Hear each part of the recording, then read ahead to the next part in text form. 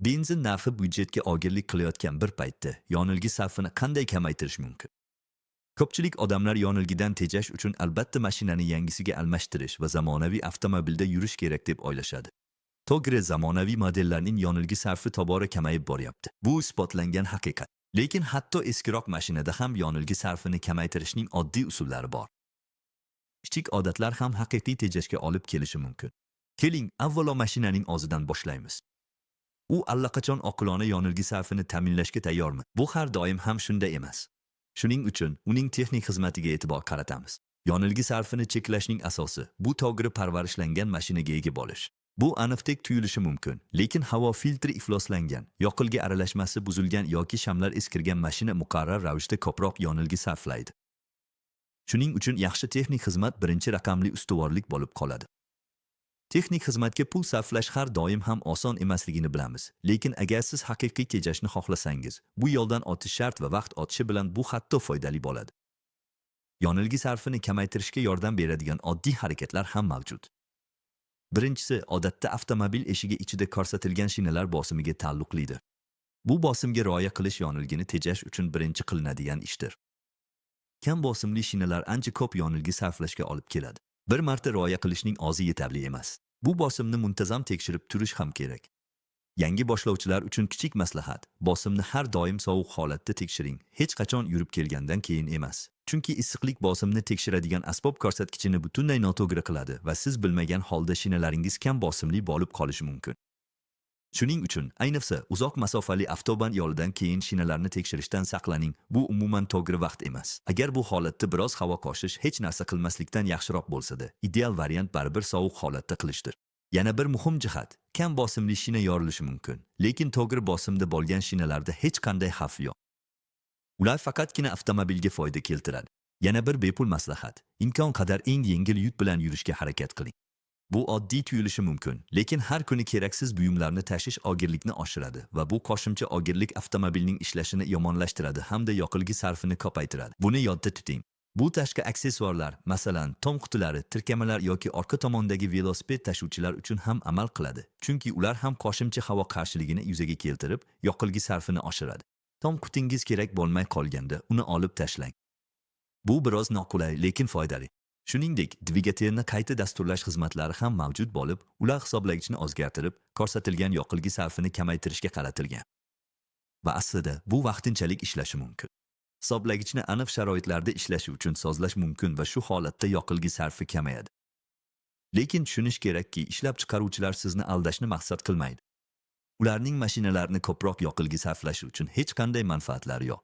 Aslida ular dvigatelni barcha sharoitlarda, sovuq havoda, sovuq dvigatelda, filtr ifloslanganda ham to'g'ri ishlashi uchun loyihalaydi. Shu sababli ba'zan yoqilg'i quyishni ham shunga moslab sozlaydi. Qayta dasturlash natijasida biroz tejamkorlikka erishish mumkin, lekin dvigatel har doim ham optimal ishlamaydi va vaqt o'tishi bilan ayrim mexanik qismlar zaiflashi mumkin. Shuning uchun qayta dasturlash ehtiyotkorlik bilan yondashiladigan yechim bo'lib qoladi. Avtomobilda nima qilish kerakligini ko'rib chiqdik, lekin haqiqiy kalit bu siz, ya'ni sizning haydovchilik usulingiz. Rulda tutgan xatti-harakatlar ortiqcha yoqilg'i sarfining asosiy sababidir. Yoqilg'i sarfini kamaytirishning birinchi qoidasi bu oldindan harakatni rejalashtirish, yana va yana oldindan rejalashtirish. Bu esa yoqilg'idan ancha tejamkor foydalanishga imkon beradi. Ko'pincha haydovchilar uzoqdan ko'rinib turgan qizil chiroq oldida to'satdan tormoz bosishdan oldin oxirigacha tezlikni oshirishadi. Bunday xatti-harakatlar faqat yoqilg'ini behuda sarflash va eskiradigan qismlarni erta ishdan chiqarishga olib keladi. Bu haddan tashqari misol, lekin har bir qizil chiroqda shunday qilinsa, oxir-oqibat bu haqiqiy tejamkorlikka olib keladi. Sinab ko'ring va natijalarni o'zingiz ko'rasiz. Bundan tashqari, haydovingiz ancha silliq va yoqimli bo'ladi. Siz va yo'lovchilaringiz uchun kamroq charchatadi. Aytgancha, zamonaviy mashinalarda gaz pedaliga bosmaslik, ya'ni erkin yurish deyarli yoqilg'i sarflamaydi. Pedalga tegmasdan bosib otilgan har bir metr deyarli tekin hisoblanadi. Buni esda tuting. Pastga tushayotganingizda, to'xtash yoki qizil chiroqqa yaqinlashayotganingizda ham shunday qiling. Bu sport yoki tajovuzkor haydovchilikka nisbatan har bir 100 kilometrda bir necha litr yoqilg'i tejashga olib kelishi mumkin. Buni yodda tutishga arziydi. Haydovingiz hamma uchun yanada silliq bo'ladi. Xuddi shu ruhda iloji boricha tezroq uzatmalarni almashtirishga harakat qiling. Bu oddiy mexanik tamoyil. Dvigatel qancha sekin aylansa, shuncha kam yoqilg'i talab qiladi. Mashina titraydigan darajada past aylanishda yurishning foydasi yo'q. Ba'zilar doimiy ravishda deyarli bosh holatda yurib, yoqilg'i tejayman deb o'ylashadi, lekin mashina endi to'g'ri harakat qilmaydi. Agar mashina titrasa, demak tezlik uchun uzatma juda yuqori. Boshqa tomondan biroz ko'proq aylantirish ham har doim ham yomon emas. Asosiy go'ya uzatmalarni erta almashtirib, mexanik prinsipdan foydalanish va optimal moment oraligida qolishdir. Dizel dvigatel uchun bu taxminan 1500 dan 2000 aylanishgacha, benzinli dvigatel uchun esa biroz yuqoriroq. 2000 dan 3000 aylanishgacha. Aksincha, tez-tez yuqori aylanishlarda yurish transmissiya va butun mexanizmlarni ko'proq eskiradi. Ba'zan qisqa muddatli tezlik oshirish hech qanday muammo tug'dirmaydi, lekin har doim maksimal quvvatni izlash, ayniqsa zamonaviy dizel dvigatellarda endi hech qanday foyda bermaydi. Ma'lum bir aylanishdan keyin bu befoyda bo'lib qoladi. Yana bir noto'g'ri tushuncha shuki, ko'pchilik kamroq yoqilg'i sarflash uchun, masalan, to'lov punktidan chiqqanda yoki quvib otishda imkon qadar sekinroq tezlashish kerak deb o'ylaydi. Aslida, yaxshi tezlanish kerak bo'lgan paytlarda dvigatelni ishlatishdan tortinmang. Albatta 100% emas, lekin quvvatining 70-80% atrofida. Buning sababi oddiy va bir misol bilan tushuntiriladi. Bowling topini uloqtirayotganda, uni kuch bilan uloqtirib, keyin uning inertsiyasidan foydalanish yaxshiroq. Uni sekin itarib, butun yo'l davomida kuzatib borishdan ko'ra. Mashina ham deyarli shu tarzda ishlaydi. Yaxshisi, tez va qat'iy tezlanib, keyin inersiyadan foydalanish kerak. Asta-sekin tezlashib, harakatni chozib yuborishdan ko'ra, chunki bu oxir-oqibat uzoq muddatda ko'proq yoqilg'i sarflaydi. Hozirgi paytda tejamkor ko'rinsa ham. Yana bir jihat shuki, ba'zi haydovchilar qizil chiroqda to'xtaganlarda muftani yarim yo'lda ushlab o'ynashadi yoki qo'l tormozini tortmasdan baland joyda harakatni boshlashda qiynalishadi. Bu odat bekorga yoqilg'i sarflanishiga olib keladi, chunki dvigatel samarali bo'lmagan diapazonda maksimal darajada ishlatiladi. Bundan tashqari bu muftani ham bekorga ishdan chiqaradi. Baland joyda qo'l tormozdan foydalanish harakatni boshlash uchun ancha oson. Muftada oyog'ingizni ushlab turishning hojati yo'q. Xuddi shuningdek, qizil chiroqda gazni bosish chiroqni tezroq yashilga o'tkazmaydi. Agar mashinangizni, vaqtingizni va asablaringizni asramoqchi bo'lsangiz, xotirjam bo'ling. Ko'plab zamonaviy avtomobillarda to'xtagan paytda dvigatelni avtomatik ochirib qo'yadigan tizim mavjud. Bu tizim ayniqsa 3 soniyadan ko'proq to'xtab turganda samarali bo'ladi. Shunda dvigatel kamroq yoqilg'i sarflaydi. Shu sababli bu qurilma keng tarqalmoqda, chunki u haqiqatan ham ishlaydi. Biroq ba'zi odamlar bu harakatni avtomatik tizimi bo'lmagan mashinalarda ham qo'lda takrorlashadi. Ya'ni har bir qizil chiroqda dvigatelni ochirib, yana yoqishadi.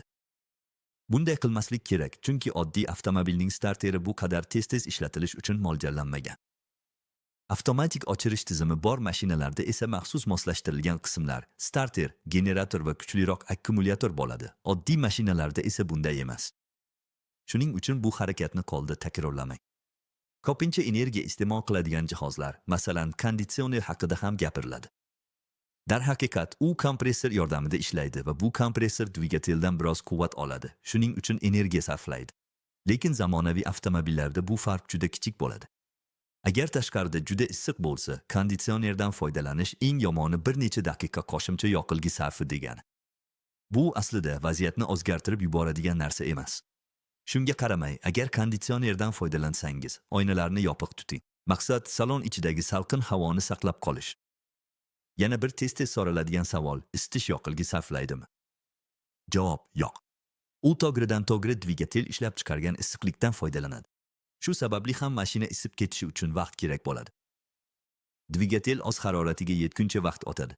Bu issiqlik baribir kapot ostida mavjud va uni yoqish faqat mavjud bo'lgan issiq havoni salon tomon yo'naltiradi. Demak, bu bepul. Agar siz ko'p hollarda shaharda harakat qilsangiz va yoqilg'i sarfini kamaytirishda qiynalayotgan bo'lsangiz, zamonaviy avtomat uzatmalar yaxshi tanlov bo'lishi mumkin. Ilgari bu uzatmalar ko'proq yoqilg'i sarflardi, chunki mexanizm ishlashi uchun ko'p energiya talab qilardi. Lekin hozirgi zamonaviy versiyalar esa ochiga ko'proq sarflamaydi.